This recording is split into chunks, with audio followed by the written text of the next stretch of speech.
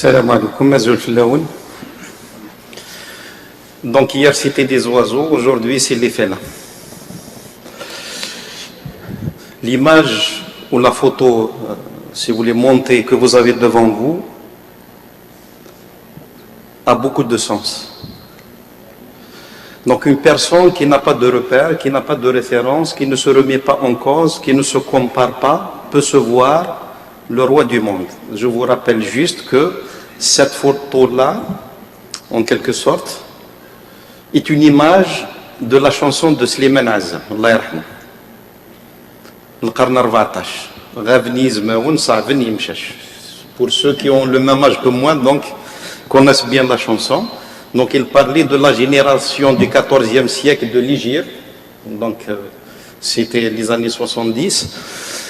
Donc du fait que quand les lions ne sont pas là, donc les chats se prennent pour des lions. C'est à peu près l'image. Donc une personne ou un établissement ou une entreprise qui n'a pas de repère, qui ne s'évalue pas, ne peut pas se corriger, ne peut pas avancer. Vous avez juste au-dessous de la photo, mieux vaut un imbécile qui marche que deux intelligents ainsi qui discourent avec brio sur les difficultés de la marche de la personne qui marche. Donc vous voyez à peu près le sens, c'est-à-dire quand on prend l'initiative, quand on fait l'action, il vaut mieux la faire, même si on se trompe, on se corrige. Mais si on ne fait aucune action, ça veut dire qu'on ne peut pas avancer, qu'on ne peut pas avoir de résultat. Einstein a dit un jour, bien sûr, la folie consiste à répéter inlassablement la même chose en s'attendant à des résultats différents. C'est-à-dire si on fait toujours la même chose, sachant que au bout de cette action-là, c'est l'échec, donc on ne peut pas avoir la réussite. C'est-à-dire en répétant les mêmes actions, les mêmes activités, donc ça devient de la routine, et la routine ne mène pas à grand-chose. Donc on se remet en cause pour mieux avancer. Et c'est tout le sens de l'assurance qualité, c'est se remettre en cause quand on se regarde dans le miroir, se remettre en cause quand on touche notre salaire à la fin du mois, se remettre en cause quand on arrive au bureau ou dans l'amphi la matinée de chaque jour, et c'est comme ça, donc on peut améliorer et les performances du service, les performances de la personne et les performances de l'université en général.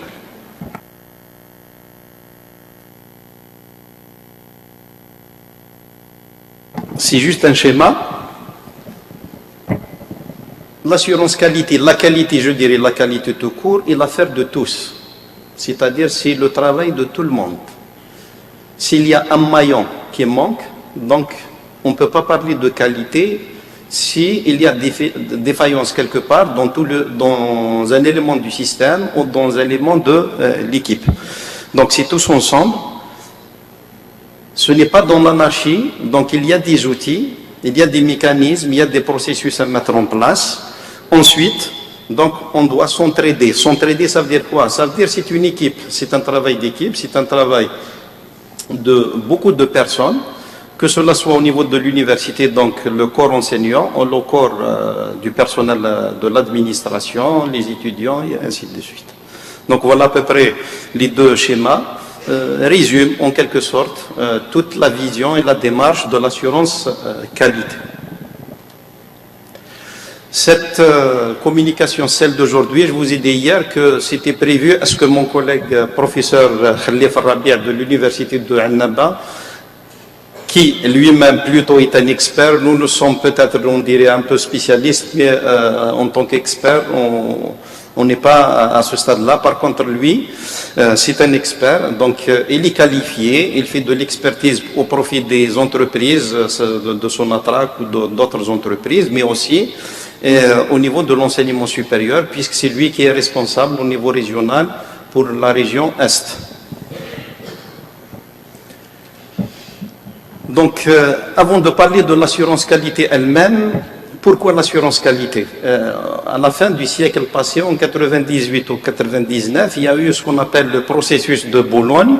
Le processus de Bologne, donc pour l'Union européenne, c'était, il y avait des difficultés, donc avec le nombre croissant des étudiants de par le monde, avec la mobilité, et avec la diversité des diplômes, donc il y avait des difficultés dans les équivalences et la lecture des diplômes. Donc ils ont voulu unifier.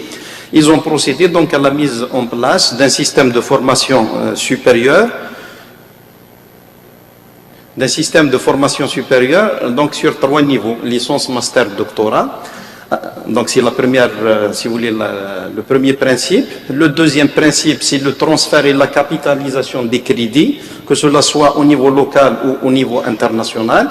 Et le troisième maillon de ce processus de Bologne, c'est l'accompagnement de cette démarche par l'assurance qualité. Donc voilà à peu près les 3 maillons du processus de Bologne. En 2003-2004, donc concernant notre pays, nous avons mis en œuvre dans certaines universités et centres universitaires de l'époque pilote le processus, la formation donc selon le LMD, la structuration licence, master, doctorat, et puis sa généralisation à tous les établissements à partir de 2005. Et avec ce système LMD, il y avait aussi certaines choses qui devraient et qui devront aussi accompagner la mise en place du système LMD. Par exemple, le tutorat, ce transfert de crédit, capitalisation et transfert de crédit, et surtout l'assurance qualité. Et la tutelle, donc 3 ans après, en 2008, je suis en train de parler donc de l'historique de l'implémentation de l'assurance qualité dans les établissements du supérieur. Donc le 29 mai et du 29 mai au 1er juin 2008, il y avait une rencontre au CIRISTA à Alger. J'ai assisté à cette rencontre-là. Donc ils ont demandé à tous les établissements de déléguer, donc il y avait les recteurs, et de déléguer une personne, qu'ils appelaient à l'époque une personne qui va se charger de l'implémentation de l'assurance qualité dans les établissements, bien sûr. Donc c'était la première initiative concernant l'assurance qualité chez nous. En 2010, le ministère a installé une commission nationale d'implémentation de l'assurance qualité dans l'enseignement supérieur, et cette SIACAS, première version, donc de 2010, n'a pas fait grand-chose. Donc il y avait sa structuration, mais il n'y avait pas d'activité derrière, ni de formation, ni d'information, ni de sensibilisation. En 2011, il y avait le lancement du projet PAPS, ESRS, donc un projet politique d'appui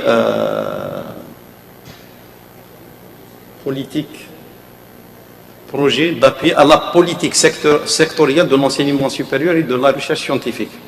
Bijaya Bad était un établissement pilote pour la région centre, concernant, je crois, le résultat R6 qui est réservé relation aux entreprises. Et puis le résultat 1, c'était l'assurance qualité. Dans ce projet, au niveau de l'Est, j'étais beaucoup plus dans le résultat 6, relation avec les entreprises, mais le numéro 1 était réservé à la formation des responsables d'assurance qualité. En 2012, il y avait le début de formation des responsables d'assurance qualité, mais en même temps aussi la construction du référentiel national assurance qualité. C'était une construction dans l'action. Donc il y avait de la formation, mais en parallèle, il y avait la conception et la rédaction du référentiel en s'appuyant sur le référentiel d'un projet Tempus qui est appelé à l'époque Acumet. En 2015, donc le premier mandat de la SIACAS est terminé, donc il y avait un renouvellement de la SIACAS, et cette SIACAS-là, c'est elle aussi qui est toujours en activité aujourd'hui. En 2015, donc il y avait la finalisation du référentiel national assurance qualité, c'est-à-dire le travail a été terminé au niveau des 3 régions, et puis le dossier a été remis à la SIACAS pour le finaliser et le remettre au ministère. À la même année, la SIACAS a mis en place une feuille de route concernant les activités, et nous avons repris donc à travers cette SIACAS 2 opérations, si vous voulez, d'envergure. La première, c'était l'auto-évaluation au niveau des établissements. C'était la base pour préparer les projets d'établissement. Et ensuite, la deuxième, c'est la formation des responsables assurance qualité qui a eu lieu donc en 2018, c'est le projet d'établissement, et en 2019, nous avons effectué la formation des responsables d'assurance qualité au niveau des deux régions, Est et Ouest, et il reste les RAC de la région centre. Voilà à peu près ce qui a été fait dans la démarche qualité au niveau national. Maintenant, au niveau des établissements, ça fluctue d'un établissement à un autre, on va le voir tout à l'heure. Tout dépend de l'engagement du premier responsable de l'établissement. C'est-à-dire, si le premier responsable est engagé dans cette démarche, s'il est convaincu, forcément, derrière, il y aura des activités, des actions pour que tout l'établissement avance.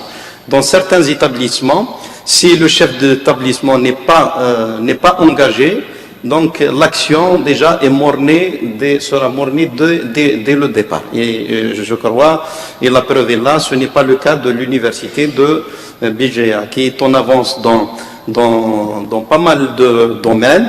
Et quand ils ont remarqué cette faille, cette faiblesse au niveau de la structuration et de l'accompagnement de tout le processus par une démarche qualité, ils se sont mis en œuvre, et votre présence ici le prouve facilement.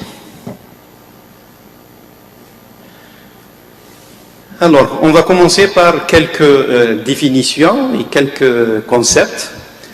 Premièrement, depuis toujours, l'être humain cherche à bien faire les choses, soit d'une façon artistique, soit d'une façon technologique, soit dans les paroles, et ainsi de suite. Donc, c'est tout ça qu'on peut appeler sous forme de qualité. Quand on parle d'une personne, on dit c'est une personne de qualité, ça veut dire qu'il a des propriétés, si je peux m'exprimer de cette façon, quelque part, qui prouvent que ces bonnes propriétés, ou là, ces bonnes qualités, c'est de la qualité.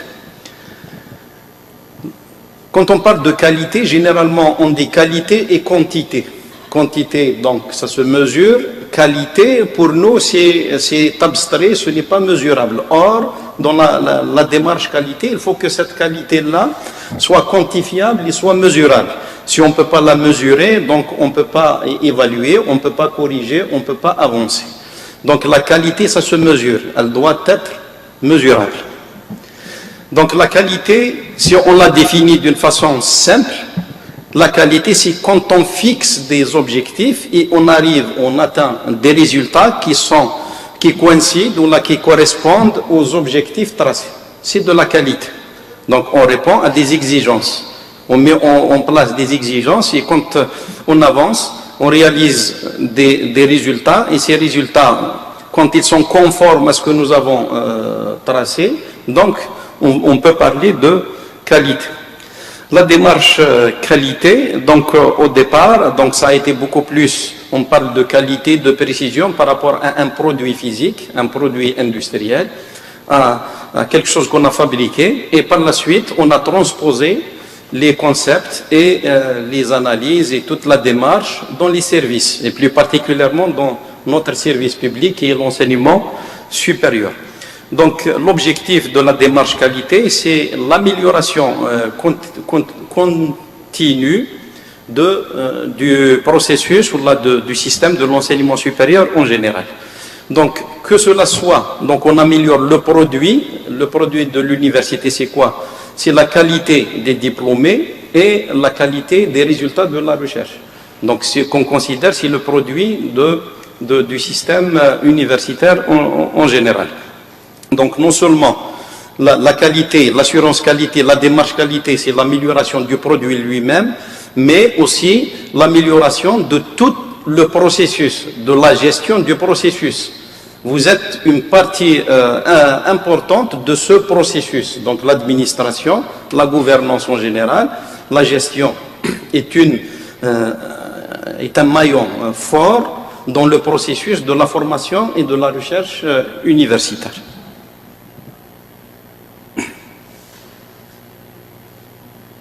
Donc, si on veut définir notre définition, la qualité, c'est l'aptitude d'un ensemble de caractéristiques intrinsèques à satisfaire des exigences. Intrinsèque, ça veut dire propre à l'ensemble, ou la propre au système, ou la propre à la personne. C'était le mot que je cherchais tout à l'heure. Donc les caractéristiques de la personne, au lieu de propriété, c'est caractéristiques. L'expression, donc on va passer maintenant du terme qualité à d'autres termes combinés avec qualité. Vous avez ici l'expression assurance qualité. Donc quand on parle de l'assurance qualité, donc on va parler des stratégies comme hier, on va parler des procédures et on va parler des activités et des actions. Donc toutes ces, quand on s'intéresse à l'amélioration de ces concepts, donc stratégie, procédure, action, donc forcément on est dans l'assurance qualité et qui a pour but donc l'amélioration de la qualité en général, la qualité du produit, la qualité de la gestion, la qualité ainsi de suite. Et vous êtes familier là maintenant, vous êtes familière donc les 4 étapes d'un processus quelconque: planifier, faire, vérifier, on l'a contrôlé et corriger. Les quatre même si vous prenez par exemple un produit consommable, pardon, ou un produit physique, le véhicule de 2020, 2021, ce n'est pas le véhicule de 1910 ou 1930. C'est-à-dire quand il y a un besoin social, il y a donc une réflexion derrière dans un bureau d'études ou des groupes d'études, donc pour faire la conception, donc c'est de la théorie, c'est de la stratégie en quelque sorte par rapport à la stratégie. Ensuite, on ne passe pas directement dans les ateliers pour concrétiser ce qu'on a tracé, ce qu'on a dessiné comme schéma, comme pièce. On va passer par un bureau de méthode, donc on va faire la méthodologie, comment passer de la théorie à la pratique, en garantissant la précision, la qualité, avec les moindres coûts. Ça c'est très important. Monsieur le secrétaire général ce matin donc parlait déjà de ça. Donc il ne suffit pas de fabriquer quelque chose d'extraordinaire, mais que personne ne va acheter par la suite. Donc il y a la méthodologie, donc étudier les meilleurs moyens pour concrétiser donc cette réflexion, cette conception en action sur le terrain. Et une fois qu'on est arrivé au but, donc on a fabriqué cette voiture, il faut procéder à des contrôles. Des contrôles in situ lors de la fabrication, après des essais après la fabrication. Donc s'il y a des failles, donc on corrige ou là on rectifie, et après utilisation, commercialisation et utilisation, donc il va y avoir des insuffisances, les choses avancent, les besoins se changent, donc on boucle la boucle, donc on recommence, planification, améliorer, et ainsi de suite, planification, faire, contrôler et corriger. Et c'est toujours la même chose. Donc l'assurance qualité, c'est cette démarche-là. Se remettre toujours en cause pour déceler les manques, les insuffisances, pour pouvoir les corriger. Je répète encore une fois, si on fait des outils de l'assurance qualité, ce n'est pas pour sanctionner des personnes ou pour donner des médailles à des personnes, c'est beaucoup plus pour détecter les failles et les insuffisances pour pouvoir les corriger. Donc à chaque tour, ça veut dire nous allons avancer. Et l'assurance qualité, c'est laquelle qui est derrière. Si on ne peut pas avancer, au moins on reste à la même place immobile. Mais si on reste immobile, ça veut dire que les autres vont nous devancer. Donc il vaut mieux adopter cette démarche pour avancer avec la cadence par rapport d'un établissement à l'autre, ça change, parce que derrière, comme on a dit hier, si on fait des actions, il y a derrière les moyens. Donc il y a ceux qui peuvent réunir les moyens, que cela soit par exemple des moyens humains ou des moyens matériels. Il y en a d'autres qui ne peuvent pas réunir les conditions requises, et la vitesse, la cadence avec laquelle ils peuvent aller de l'avant sera moindre par rapport à d'autres établissements. Un système qualité.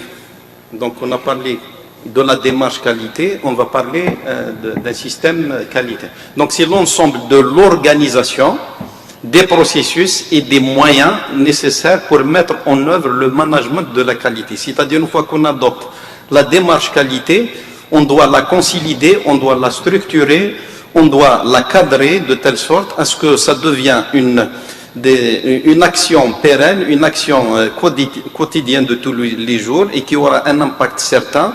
Donc si on ne la cadre pas, ça peut être une action disparate, des actions disparates qui ne sont pas coordonnées et l'impact, les résultats sera moindre. Donc nous devons organiser tout le processus et mettre les moyens suffisants de telle sorte à ce que cette démarche qualité apportera ses fruits. Donc le management de la qualité, bien sûr, ils sont très sur le terme qualité. Ça ne peut pas être autrement. Et l'avantage, si vous voulez, l'objectif, peut-être, ça peut être aussi une condition, c'est que tout le monde doit adhérer à cette démarche. Je l'ai dit tout à l'heure, donc c'est un élément quelconque de l'ensemble du système est défaillant, c'est tout le système qui sera grippé. Donc la participation de tous est indispensable. Pourquoi? Donc c'est pour satisfaire le client. Chez nous, les clients, donc c'est quoi? C'est l'étudiant qui arrive à l'entrée du système. Je l'ai dit hier, à l'entrée du système où c'est le volet si vous voulez, social qui prône, mais à la sortie du système, quand il sera diplômé, c'est le volet économique qui prône, c'est-à-dire c'est le profit. Comment joindre maintenant, il y ait un volet social à un volet économique, et c'est toute la gymnastique demandée aux gestionnaires de l'enseignement supérieur pour pouvoir arriver donc à quelque chose de très positif, donc à des résultats concrets pour que l'établissement remplisse ses missions de départ, liées à l'aspect social qui est à l'entrée du système universitaire et l'aspect économique qui est le volet qui prédomine à la sortie du système. Voilà à peu près toute la réflexion demandée au niveau local pour les responsables des établissements pour tenir compte du contexte et environnement immédiat des établissements. Donc les principes fondamentaux dont on doit tenir compte lors de la mise en place d'une démarche qualité et de l'implémentation de l'assurance qualité dans un établissement d'enseignement supérieur.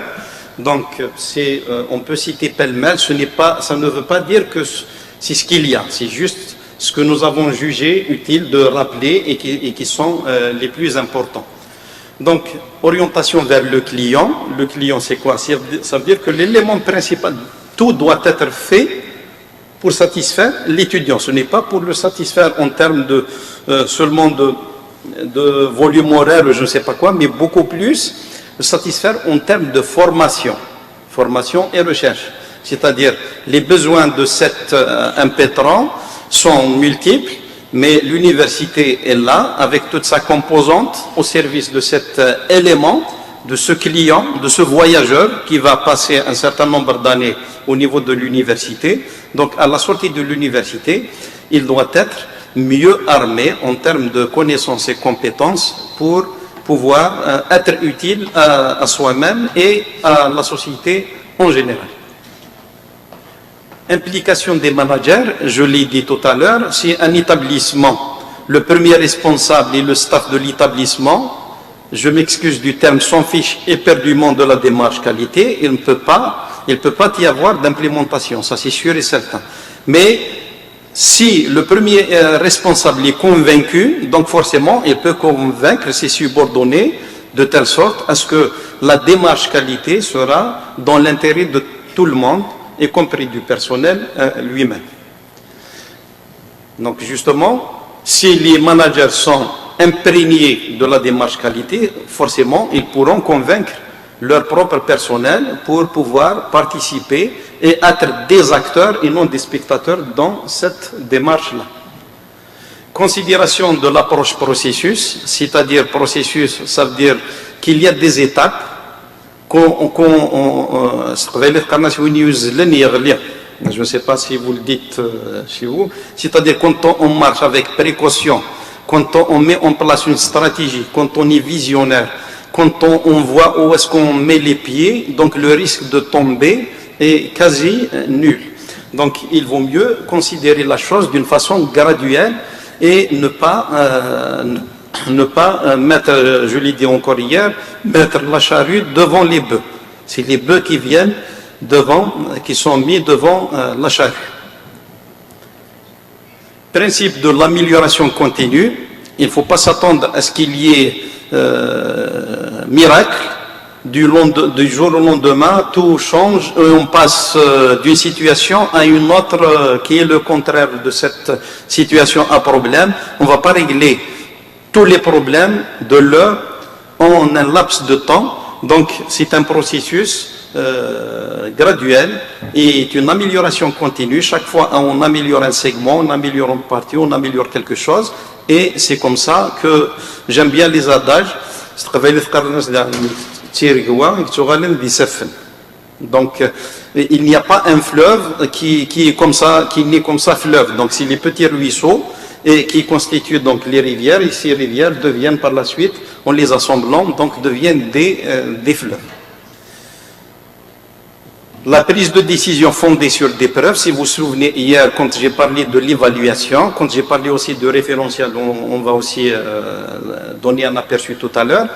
À la fin, la dernière case, j'ai parlé de preuves. Donc, on ne doit pas parler comme ça, nous avons amélioré ça, nous allons sans preuve. C'est-à-dire, les preuves, c'est quoi? Il faut qu'il y ait des indicateurs, mu'ashirat, qu'on va utiliser comme moyen de mesure et de quantification.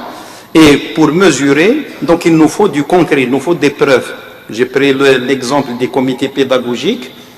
Si on n'a pas les PV de comité pédagogique, je vous dis encore une fois, je souligne, dans l'assurance qualité, il y a un principe qui dit on doit écrire ce qu'on fait.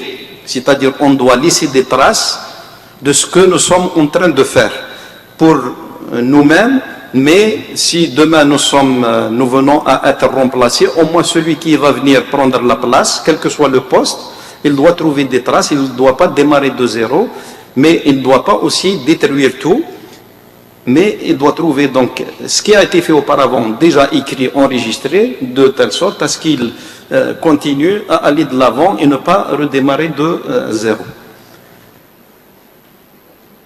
Management des relations avec les parties prenantes. Les parties prenantes, c'est qui? C'est les étudiants, c'est leurs parents, c'est la tutelle, c'est les entreprises, l'environnement, ainsi de suite. Donc on ne peut pas parler de qualité et vivre en vase clos sans tenir compte de toutes les parties prenantes pour aller de l'avant. Donc toute participation est la bienvenue dans la démarche. Ça peut être des syndicats, ça peut être des associations, ça peut être les anciens diplômés, ça peut être les patronats, ça peut être les parents, ça peut être... Donc c'est un ensemble de parties prenantes qui peuvent être utiles à toute cette démarche d'amélioration continue. L'assurance qualité. Donc c'est une répétition. Donc on a parlé déjà de ça. Pardon. Donc la dernière partie, donc un système d'assurance qualité s'appuie sur une ou plusieurs méthodes. Hier, j'ai fait allusion à ça. Ça, je vous ai dit que pour les établissements algériens, nous sommes loin de cette situation. Donc nous sommes là. Faire des audits, faire de l'évaluation, évaluation en interne, l'auto-évaluation ou évaluation externe.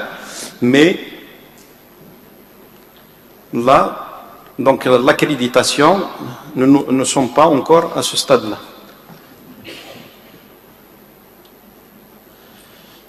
Alors, un système, on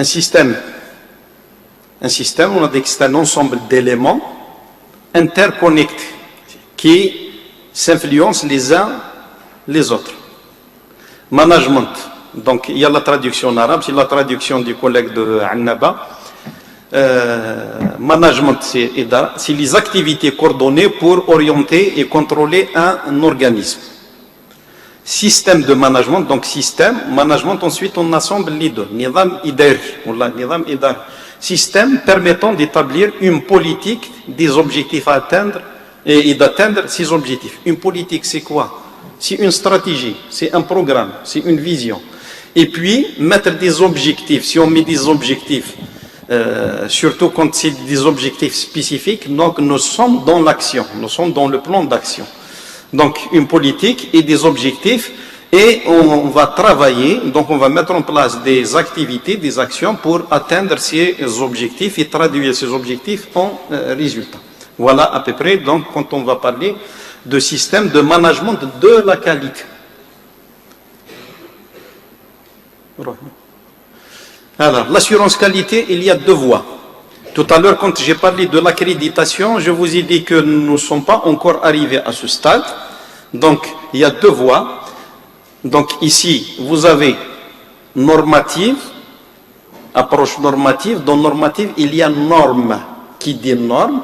Donc, il y a des standards internationaux, et ces standards sont basés sur la performance. Si on base donc cette démarche sur la performance, ça veut dire que nous allons chercher l'accréditation. C'est-à-dire nous allons travailler pour arriver à un niveau classe A, classe B, classe C, ainsi de suite. Et la situation de nos établissements n'est pas encore, nous ne sommes pas dans cette voie-là. Par contre, là, nous y travaillons, tous les établissements, la tutelle donc a mis en place depuis une dizaine d'années, un peu plus que 10 ans, donc cette démarche-là qui est en cours. Donc certains établissements avancent, d'autres sont moins avancés, ils sont au départ, et d'autres donc sont plus avancés que d'autres. Donc il y a quand même un décalage entre les établissements. La preuve, c'est que sur les 107 établissements du supérieur, il n'y a que pratiquement 50% qui ont déposé leur projet d'établissement. Donc cette approche formative est basée sur l'amélioration continue. Donc on ne va pas chercher l'idéal, on ne va pas dire que on va être accrédité par telle agence ou telle agence qu'on va se classer dans telle catégorie, mais c'est l'amélioration des activités de l'université et l'amélioration de la qualité de ces produits, que cela soit de la recherche ou les produits en tant que diplômés. Et cette démarche n'est pas basée sur l'accréditation, on va expliquer juste après l'accréditation et l'évaluation. Donc, elle est basée sur l'évaluation. C'est-à-dire chaque fois on doit mesurer les résultats par rapport aux objectifs qu'on s'est fixés. S'il y a un écart, donc on procède à des corrections. S'il n'y a pas d'écart, ça veut dire qu'on a réussi, on fixe d'autres objectifs. On va élever encore la barre un peu plus haut. Et pour quelle que soit la démarche ou l'approche, donc nous avons besoin des outils de l'assurance qualité, des outils classiques qui peuvent nous faciliter la tâche pour procéder, que cela soit à l'accréditation ou à l'évaluation. Donc, pour l'évaluation, nous avons un référentiel assurance qualité adopté par la tutelle, et ce référentiel-là a démarré aussi de la base. Ça veut dire que les établissements, certains établissements, à travers le responsable de l'assurance qualité ainsi que ceux de la CIACES, la Commission nationale, ont travaillé pour mettre en place ce référentiel qui a été validé. Monsieur le recteur venait de le dire tout à l'heure, que le Canada est le pays le mieux avancé dans l'implémentation de l'assurance qualité dans le système d'enseignement supérieur. Donc, la tutelle s'est basée aussi sur l'expertise d'une agence canadienne d'assurance qualité pour, si vous voulez, adopter d'une façon définitive donc le référentiel national assurance qualité. J'ai dit tout à l'heure que le référentiel distribué donc se limitait, donc c'est arrêté les références. Donc par contre, je vous laisse ici une copie du référentiel avec les critères et les indicateurs et les preuves. Donc c'est beaucoup plus détaillé par rapport à celui qui a été distribué. Et j'ai dit hier que les preuves et les indicateurs peuvent être spécifiques à l'établissement. C'est-à-dire s'il y a des spécificités à l'université de Ouargla, donc ils doivent mettre en place donc des indicateurs propres à eux et des preuves propres à eux par rapport à une autre université où par exemple les disciplines sont différentes. Par exemple, la CITIF, deux universités, l'une dédiée aux sciences humaines et sociales et l'une à la science et technologie. Donc on ne peut pas avoir la même vision, la même démarche et les mêmes indicateurs, surtout les mêmes preuves lorsqu'on fait de l'évaluation ou de l'audit.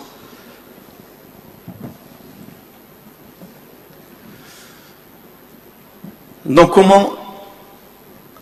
on va essayer d'expliquer maintenant la démarche, comment implémenter, comment installer une démarche assurance qualité dans un établissement. Donc la première des choses, il faut que le chef de l'établissement ait déjà connaissance du contenu de cette démarche et puis il adopte, il s'approprie cette démarche qualité en tant que responsable, en tant que manager de l'établissement, de telle sorte à ce qu'il va la décimer par la suite au niveau, il va pas la décimer, pardon, l'essaimer au niveau de son établissement. Donc il y a des outils et le plus approprié pour les chefs, les responsables, les leaders, c'est l'analyse SWOT, parce qu'il s'agit d'une analyse globale et qui tient compte du contexte de l'établissement, c'est-à-dire de l'aspect interne et de l'aspect externe. Le rôle de l'enseignant.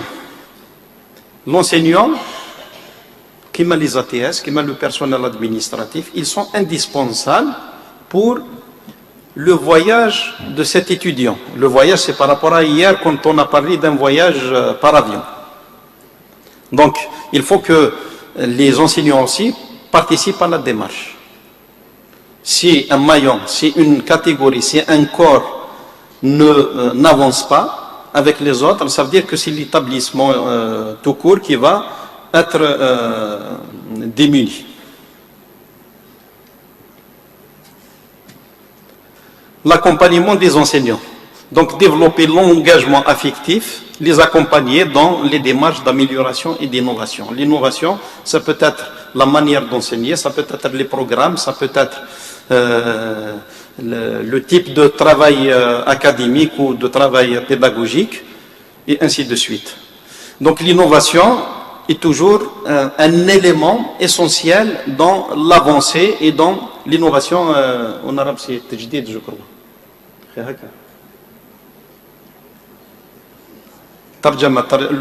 La traduction en arabe, innovation. إبداع.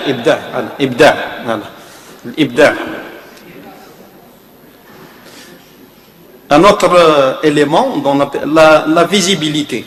Tout à l'heure, j'ai dit il faut écrire ce qu'on fait, mais il faut aussi le faire savoir. Il faut le faire savoir. Le faire savoir, ça veut dire qu'on doit être visible. On doit être visible pour la composante en interne, mais on doit être visible aussi pour l'externe.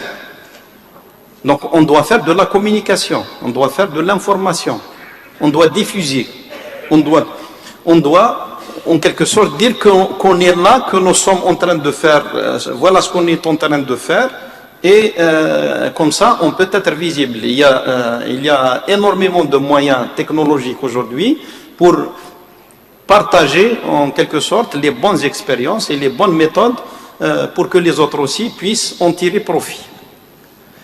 Le monitoring, je viens de le dire, c'est-à-dire tout ce qui est conduite de la chose, de toute la démarche. On peut faire appel surtout donc pour les responsables. Je le répète encore une fois, l'analyse SWOT, quand elle est combinée si vous voulez, à un autre outil, le brainstorming, ou l'i'sar dhihni en arabe. Donc ça permet aussi de tirer profit donc de beaucoup de choses de cette analyse SWOT.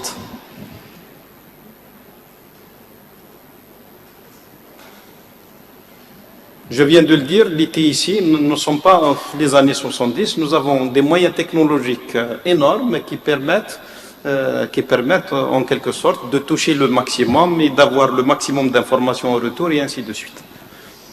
Un système d'information, Donc dans le projet PAPS dont j'ai parlé tout à l'heure, le résultat numéro 2 était justement la mise en place d'un système d'information intégré.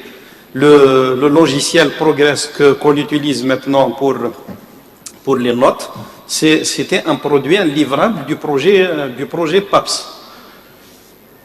La bibliothèque, à ne pas, si vous voulez, négliger dans le système universitaire. Il ne peut pas y avoir de connaissances, de diffusion de connaissances et de compétences. On n'a pas les outils d'accompagnement qui sont la bibliothèque. Quand on dit la bibliothèque au sens large du terme, ça peut être la bibliothèque physique, ça peut être aussi la bibliothèque numérisée ou même la bibliothèque, si vous voulez, avec des documents en fichier numérique. Voilà. J'arrive les trois outils: l'audit, l'évaluation et l'accréditation. Donc, dans les outils en général, on doit tenir compte d'un certain nombre de concepts et de paramètres qui sont, hier j'ai cité 5 si ma mémoire est bonne, donc ici je me limite à 3. Donc il y a la pertinence, c'est-à-dire si les procédures de qualité sont adaptées aux objectifs déclarés ou la tracée. C'est-à-dire on ne va pas dire qu'on se fixe des objectifs et ensuite on met en place des procédures sans vérifier que ces procédures sont adoptées et peuvent concrétiser les objectifs en résultat. Donc il faut que cela soit des procédures pertinentes, c'est-à-dire qui conviennent à ce que nous sommes en train de faire. Vous avez aussi la conformité, donc à tout le projet d'implémentation de l'assurance qualité. Donc de tout ce que nous sommes en train de faire doit être conforme. Vous avez l'efficacité, c'est-à-dire s'assurer que les résultats seront atteints. Donc quelqu'un qui est efficace, donc c'est l'atteinte d'une façon sûre en quelque sorte des résultats des résultats attendus. L'évaluation, très simple. Je l'explique d'une façon très très simple. Nous avons des objectifs, on met en œuvre des activités, on arrive à des résultats. Donc je dois comparer ces résultats, je dois les mesurer par rapport aux objectifs. Donc pour les mesurer, je dois mettre en place déjà auparavant des indicateurs. Et pour les mesurer, je dois aussi les vérifier avec les preuves. Donc c'est une façon de comparer les résultats avec les objectifs. C'est d'une façon très simple, l'évaluation. Et l'évaluation, donc on a parlé de quantifier la qualité, ça veut dire qu'on doit quantifier ces résultats. Donc il y aura une note derrière, ça peut être A, B, C, D, ça peut être 1, 2, 3, 4, ça peut être donc une classification. C'est même le même terme est utilisé, l'évaluation des étudiants. Quand on fait des examens, des interrogations, donc nous sommes en train d'évaluer l'acquisition de connaissances, et ça peut être aussi de compétences, des étudiants par rapport avant, au début du semestre, et à la fin du semestre. Donc quand on va les contrôler, est-ce qu'ils ont, si vous voulez, ils ont profité du semestre, ils ont atteint les objectifs, oui ou non. Alors, quelle est la différence maintenant entre l'audit et l'évaluation? Parce que l'audit, aussi on a parlé de résultats, on a parlé d'objectifs. L'audit, c'est pour décrire les résultats par rapport aux procédures. Par contre, l'évaluation, donc on donne une note aux résultats. Donc les principaux buts de l'auto-évaluation, je n'ai pas encore parlé de l'accréditation.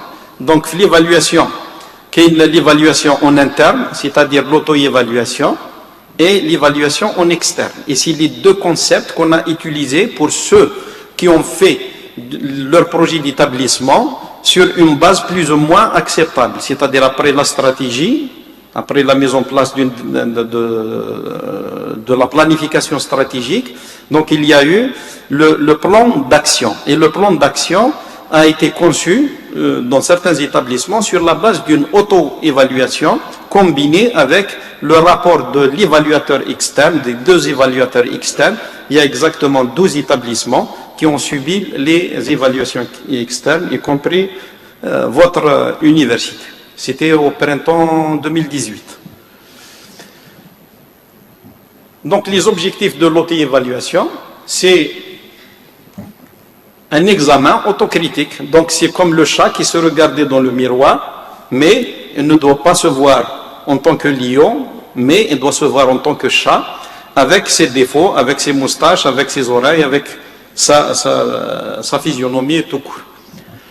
Donc initier un processus d'amélioration. L'objectif, et on fait l'auto-évaluation, ce n'est pas pour évaluer et laisser le rapport au niveau de l'armoire dans une armoire comme décor, mais on doit profiter de l'auto-évaluation, donc en faisant le rapport, du contenu de rapport, et un rapport, quel que soit le type d'évaluation, se termine toujours par des recommandations, c'est-à-dire mettre, souligner ce qui ne va pas, et souligner aussi ce qui va à merveille, donc dans les deux sens. Bien sûr, pour faire l'auto-évaluation, il faudrait que l'établissement ait au moins les outils qui vont lui permettre de procéder à cette vérification, à ces mesures régulières. Ça ne se fait pas seulement pour préparer le projet de l'établissement, le plan d'action, mais ça se fait aussi d'une façon régulière pour se corriger. Pour se corriger au fur et à mesure qu'on avance. Implication d'un maximum de personnes, ça veut dire qu'il faudrait qu'il y ait l'adhésion de toute la communauté universitaire. L'amélioration est l'affaire de tous, la qualité est l'affaire de tous aussi.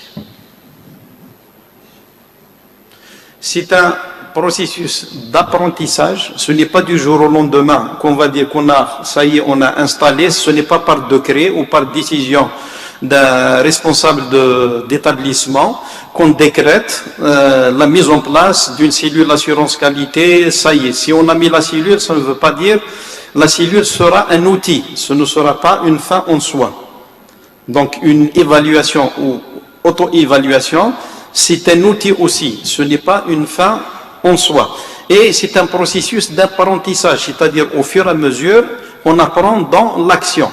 Si on fait de l'auto-évaluation, on doit forcément former le comité d'auto-évaluation. Bien sûr, on va se baser sur les éléments de la cellule assurance qualité, mieux formés, mais on doit ramener aussi d'autres membres, d'autres personnes qu'on va former dans l'action, mais en même temps qui vont être des acteurs des différentes procédures.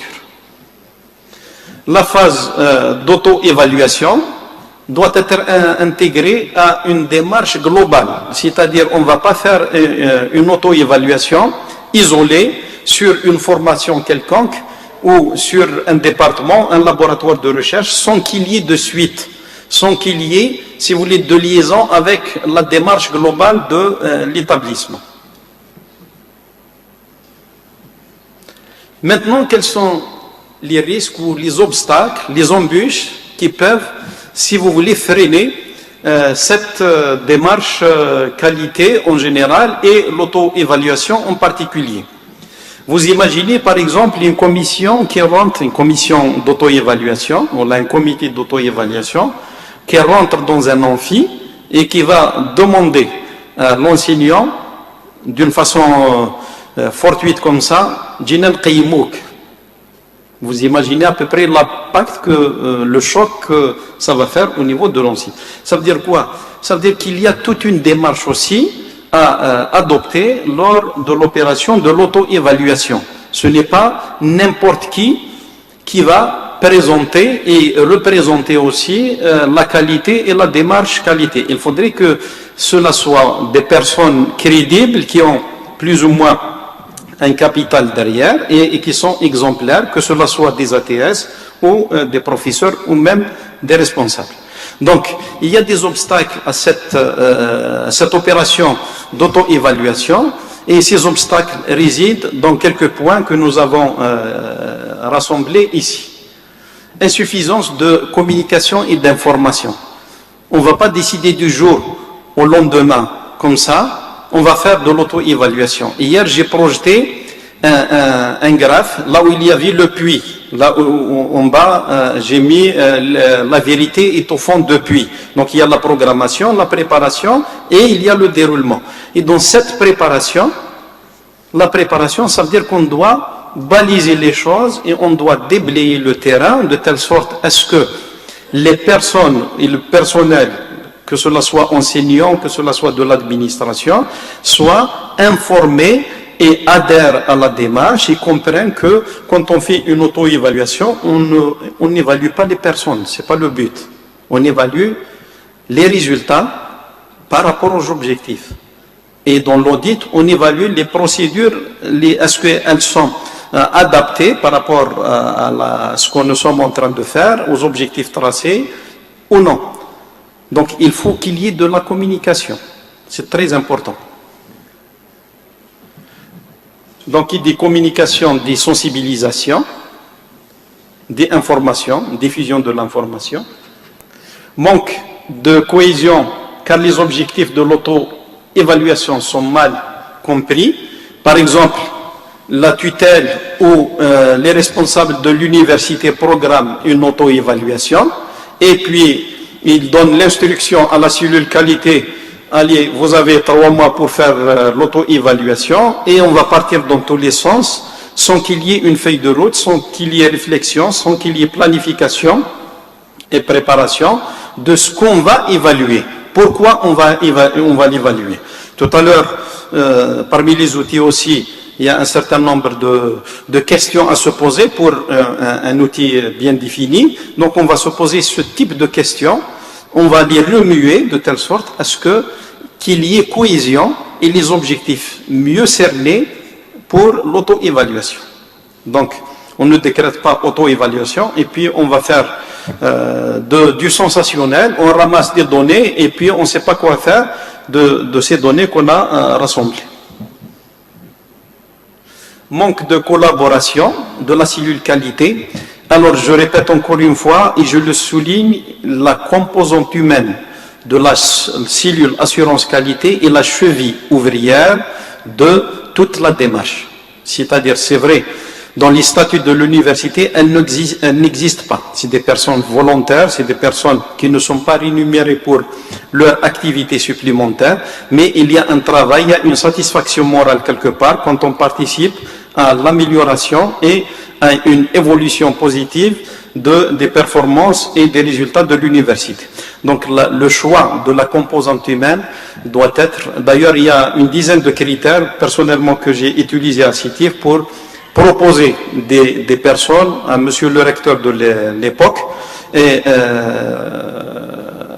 c'est comme ça qu'on peut avancer. C'est-à-dire qu'il faut déjà qu'il y ait des personnes intègres, des personnes exemplaires, des personnes qui ont un capital derrière, couvrir tous les segments de l'université, couvrir toutes les composantes humaines de l'université, adhérer déjà à la vision du changement. Donc c'est tous ces critères-là qu'il faudrait intégrer. Je parle à mon collègue Bouzidi. Donc le choix des personnes, bien sûr, sous responsabilité de monsieur le recteur. Donc c'est la composante humaine de la cellule d'assurance qualité qui permettra, qui est, si vous voulez, le squelette de la démarche qualité. Si on se trompe de personne, si on se trompe, si vous voulez, de la composante humaine, le risque de tomber et le risque, si vous voulez, de ne pas réussir, c'est plus juste, est important. Manque de culture qualité. Ça vient juste après, si vous voulez, l'absence de soutien de la direction, je l'ai dit tout à l'heure, donc il faudrait que les responsables soient déjà convaincus pour pouvoir convaincre les autres. Donc manque de culture qualité, ça c'est le travail, on va le voir aussi dans quelques instants. Il y a une chronologie dans les actions à faire pour la cellule d'assurance qualité et il faut qu'il y ait de la sensibilisation, c'est-à-dire pour diffuser la culture qualité, la culture de l'excellence. Donc si on fait pas, on sème pas cette graine, si vous voulez, au niveau de la communauté universitaire, on ne peut pas demain venir et dire on va faire de l'auto-évaluation, on va faire de l'audit, on va faire de l'amélioration. Donc il faut que les personnes adhèrent et soient convaincues de ce que nous sommes en train de faire. La réaction, toujours la résistance au changement. Je ne vais pas détailler ce point, c'est connu. C'est quand il y a quelque chose de nouveau, c'est toujours une réticence quelque part qui est née chez l'être humain en général et chez l'universitaire en particulier. Impression du temps perdu, les gens se disent ah, qu'est-ce que ça va changer si on fait ça, c'est-à-dire ceux qui sont l'inverse de l'optimiste, pessimiste. Alors, il y a toujours les pessimistes disent ah, même si on ne peut pas changer, ça ne va pas s'améliorer. Donc on se dit dès le départ, ce genre de personnes sont beaucoup plus un frein pour l'avancée et qu'autre chose. Crainte d'être mesuré, je viens de le dire, la personne, c'est-à-dire quand on lui dit qu'on va faire l'auto-évaluation, si on ne le prépare pas, ça se comprend, on va l'évaluer lui-même, ce n'est pas ça la culture assurance qualité. Crainte de perte de pouvoir, bien sûr, quelqu'un il a un poste, un chef de service, chef de département, directeur de labo, chef d'équipe, recteur, vice-recteur, doyen, ainsi de suite. Donc, il y a certaines personnes qui se disent que laissons les choses telles qu'elles sont. Si on fait de l'évaluation, il y a risque à ce que je perde mon poste et je ne dirais pas ma responsabilité, parce que nous sommes tous responsables. On doit différencier entre pouvoir et responsabilité, parce que même celui qui est gardien au niveau de l'entrée du département, il est responsable. Par contre, le pouvoir, c'est autre chose. Donc, il y a cette crainte de perte de pouvoir. Donc, on est réticent à tout ce qui est changement, tout ce qui est évaluation, tout ce qui est démarche qualité. Je ne généralise pas, bien sûr, mais il y a certains qui ont cette attitude. Manque de moyens techniques, financiers. Si on fait une opération d'évaluation externe, par exemple, il faudrait que des experts se déplacent. Ils ne sont pas payés. Quand on a fait l'expertise des établissements, de 12 établissements, on n'a pas été payé. Donc, on se déplace dans l'établissement 3 jours. Il y avait des collègues venus du Canada aussi. Donc, on se déplace dans l'établissement. Il n'y a pas de paiement. C'est-à-dire qu'il n'y a pas de moyens financiers en quelque sorte derrière, mais en disant moyens financiers, c'est beaucoup plus tout ce qui est bureautique, tout ce qui est quand on a besoin de préparer des questionnaires, donc on a besoin de papier, on a besoin d'ordinateur, et ça se limite à ça. Le problème majeur justement, c'est de recueillir les données. Des fois, quand on recueille ces données, on recueille, si vous voulez, les réponses à des questionnaires, certains sont réticents pour mettre à notre disposition, en tant qu'évaluateur ou en tant qu'équipe d'assurance qualité, les preuves qui sont, si vous voulez, les moyens qui nous permettent de vérifier ce que nous sommes en train d'évaluer, ce que nous sommes en train de contrôler. Alors, pourquoi adopter la démarche qualité? Donc, adopter la démarche qualité, c'est promouvoir la culture d'excellence. C'est-à-dire, on cherche le parfait. C'est vrai, on ne peut pas atteindre le parfait, mais au moins, on fait tourner la route des mégadiques, au moins, régulièrement, par cette démarche qualité, planifier, faire, vérifier et corriger. Donc, l'appropriation progressive, j'ai dit tout à l'heure, c'est un processus d'amélioration et non un processus, si vous voulez, instantané, donc qui est un changement qui se décrète comme ça. C'est beaucoup plus un travail de longue haleine, un travail à long terme, un travail, si vous voulez, étape par étape, pour pouvoir donc implémenter cette démarche qualité dans l'établissement. Instaurer les bonnes pratiques. Ça, c'est très, très important. Donc, les bonnes pratiques, qu'elles soient collectives, qu'elles soient cadrées, qu'elles soient individuelles ou personnalisées. Donc, une bonne pratique, c'est une bonne pratique. L'essaimage de la culture d'excellence, donc, ça ne doit pas se limiter à la cellule qualité, ça ne doit pas se limiter au staff de l'établissement. C'est tout le monde qui doit adhérer à cette démarche et c'est tout le monde qui doit se l'approprier. Alors, bien sûr, c'est un travail qui n'est pas centralisé. Il doit avoir, donc la cellule qualité quelque part doit avoir des prolongements au niveau de la base des entités de l'université. Donc que cela soit dans une première étape, à Sétif par exemple, on s'est limité aux facultés. On n'est pas encore arrivé à structurer au niveau de... jusqu'à présent, nous avons formé une centaine de personnes, donc plusieurs formations. Donc, premièrement, la cellule qualité, ensuite, les cellules au niveau des facultés. Donc, en tout, nous avons à peu près 110 personnes qui sont formées dans le cadre de l'assurance qualité. Et c'est avec plaisir que je reviendrai, M. Bouzidi, bien sûr, M. le recteur, si vous programmez des formations pour les différentes parties la composante, de la composante humaine dédiée à cette démarche, à l'implémentation, c'est avec plaisir que je reviendrai participer.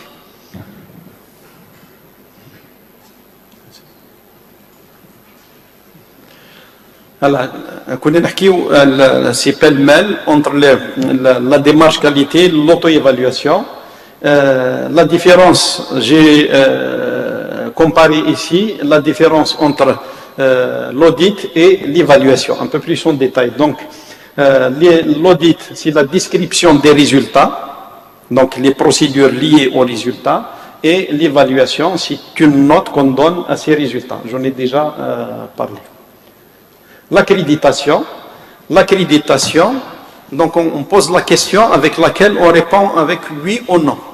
La question est la suivante, avez-vous le niveau requis, oui ou non? C'est-à-dire, vous avez ce niveau, oui ou non? Si vous avez le niveau demandé, exigé, donc vous êtes accrédité. Si vous n'avez pas ce niveau-là, donc vous n'êtes pas accrédité. Donc nous sommes dans la démarche ou l'approche normative, c'est-à-dire on répond à une norme ISO, je ne sais pas quoi, ou on ne répond pas, c'est-à-dire on est classé dans cette catégorie, oui ou non. Par contre, dans la question, quel est votre niveau, c'est-à-dire quelle est votre note? C'est 1, c'est 2, c'est 3, c'est 4. L'évaluation de l'étudiant, sa note c'est de 0 à 20. Donc quel est son niveau? Il a le niveau moyen, le niveau excellent, il a arrivé. Alors que l'accréditation, on pose la question, avez-vous le niveau requis? Avez-vous le niveau demandé ou exigé? C'est ça l'accréditation, et nous ne sommes pas encore arrivés à ce stade, nous concernant. Le tableau résume, si vous voulez, l'ensemble des outils de l'assurance qualité qui sont l'évaluation, l'audit et l'accréditation. La question posée, on met l'accent sur quoi et par rapport aux résultats. Si on prend l'évaluation, donc jusqu'à quel point les résultats sont-ils bons, c'est-à-dire par rapport aux objectifs. Par rapport aux objectifs, on compare ces résultats. Donc on met l'accent, c'est beaucoup plus sur les résultats eux-mêmes. Et on s'intéresse le niveau.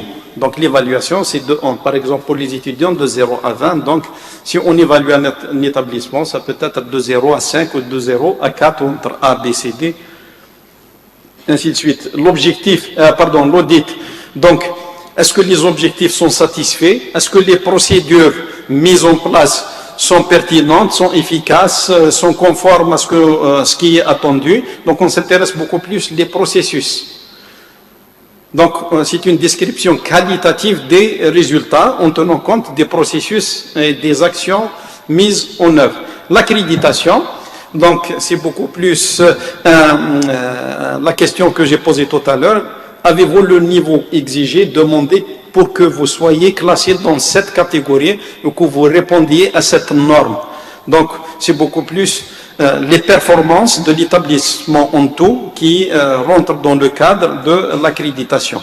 Et celui qui accrédite, c'est des agences reconnues d'assurance qualité ou des organismes appropriés qui décrètent cette accréditation. Maintenant, comment on met en place un système, une démarche d'assurance qualité au niveau d'un établissement?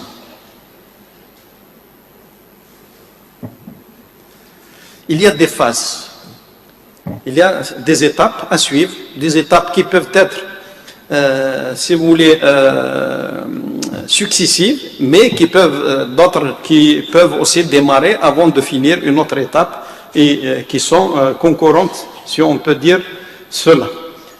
Donc il y a la phase de la préadoption. La préadoption, ça veut dire quoi? C'est une phase où on va rassembler les textes, on va rassembler des documents. on va rassembler des documents de telle sorte à ce que les managers de l'établissement, les responsables de l'établissement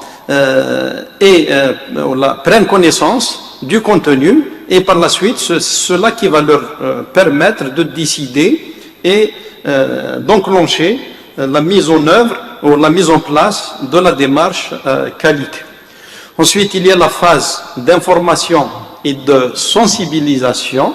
Donc, si on ne sensibilise pas, si on ne diffuse pas l'information, donc on risque d'avoir la résistance au changement. Donc, il faudrait qu'il y ait de la sensibilisation et c'est le travail de l'assurance qualité parce que nous devons structurer et former. Si on structure la cellule, on forme les membres de la cellule et c'est ces membres de la cellule qui va faire le travail d'essaimage et de sensibilisation auprès de la communauté universitaire. Et puis il y a la phase d'exécution, donc c'est là où on procède au travail par exemple d'auto-évaluation, d'audit pour préparer le projet d'établissement et tout ce qui s'ensuit. Donc la cellule assurance qualité a pour mission l'instauration progressive. Nous avons dit que c'est étape par étape, on ne doit pas courir, mais on doit aller doucement mais sûrement. Donc d'une façon, l'instauration progressive d'une culture d'excellence et de l'auto-évaluation à l'échelle de notre université. De l'université en général, si on se trouve dans une autre université. C'est-à-dire comment faire de telle sorte à ce que on implémente cette culture d'excellence dans le milieu universitaire. Et c'est plus difficile de l'implémenter ailleurs que dans le milieu universitaire parce qu'il y a prédisposition de la composante humaine de l'université. Donc on s'arrête, une pause café de 5 minutes et on reprend.